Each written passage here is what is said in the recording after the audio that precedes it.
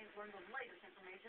Plus, not far from Whitehall, earth tremors rattled the region. Hear from officials and business owners and residents tour what's left at the site of a major explosion in Bozeman. Tonight, firefighters are still on the scene of a major blaze in Whitehall. Thanks for joining us. I'm Laurel Staples. An explosion led to a fire that destroyed 4 buildings and 5 or 6 businesses at the intersection of Legion and Main. Whitehall Fire Chief Rick Strauss says crews will remain on the scene all night, watching for hotspots and flare-ups.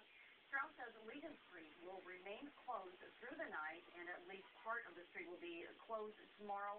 Charged debris fills Main Street in front of some of the burned-out businesses, but most units from 5 fire departments that responded to the blaze returned to their stations tonight. The fire marshal is on the scene, and an investigation is underway to determine the cause of the fire. And this is what it looked like at the scene earlier today. And let's go to that video. Heavy smoke billowing from the roof of the businesses. Officials say the call came in at 11 this morning. As we mentioned, several businesses and buildings were lost to the flames. The Legion Street Grill, Mint Bar, Cottage Floral, and D&D Tax Service. Firefighters were working to save several other nearby businesses when I was on the scene this afternoon. To view more footage, just go to our website, and that's KXLF.com. Also, the entire town was without electricity today. Officials at Northwestern Energy say in just over an hour after the fire started, it had ignited a main power line which feeds various sources directly from the Northwestern substation. In order to prevent that line from being damaged along with other equipment, Northwestern de-energized the line as a precautionary measure, leaving the entire town without power. As we mentioned, the Legion Street Grill was destroyed in the fire. This is a well-known establishment in Whitehall. As you can see, it was fully engulfed in flames this afternoon. It is located between the Mint Bar and Whitehall Drug. I talked to the owners of the restaurant who say the restaurant was just starting to fill up with customers for lunch when there was an explosion. Well, I was doing the inventory, finishing up for taxes, and it was like 11 o'clock. And heard this explosion. It just knocked me off my chair.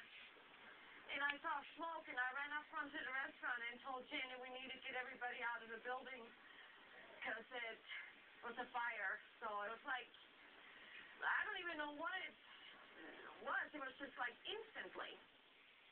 She says there were 15 to 20 customers in the restaurant at the time of the explosion, along with 6 employees.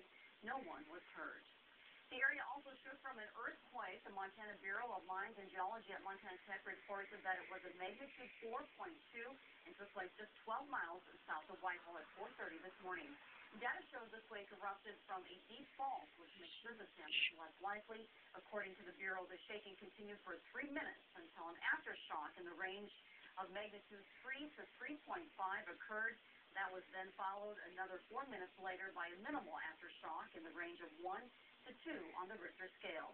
Seismologist Mike Stickney says the quake's epicenter was on the west side of the Tobacco Root Mountains, and it was felt as far away as the northern end of Helena and the east side of Bozeman and south of Butte. While many people reported being awakened by the earthquake, Stickney says it was not capable of doing much more than that.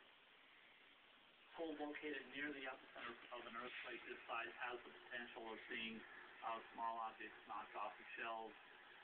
If the chimney was ready to fall down anyway, it might have knocked a few bricks loose, but certainly no major structural damage.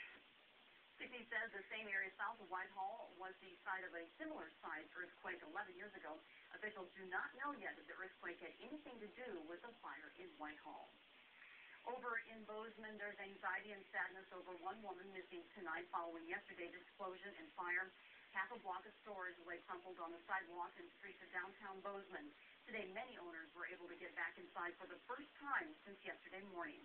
Law enforcement escorted business owners through the block just west of the impacted zone. Owners were brought in one by one to survey the damage and began the process of picking up the pieces and reopening. To the relief of many owners, most local shops suffered only shattered windows and broken products.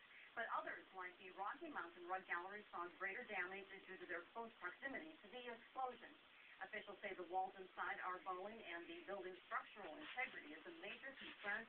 Officials say a top priority last night was securing broken storefronts with plywood to keep unauthorized people out and the building's heat inside.